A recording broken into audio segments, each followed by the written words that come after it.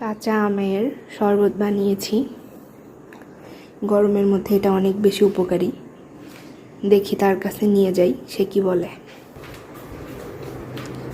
দেখো, জুস করে এনেছি। বাবা, আমার তো খুব পছন্দের, আর যে গরম পড়ছে। এটা কি বলো তো?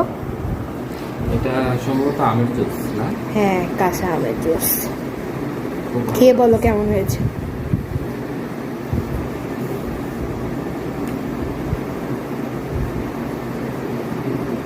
অনেক ভালো হয়েছে।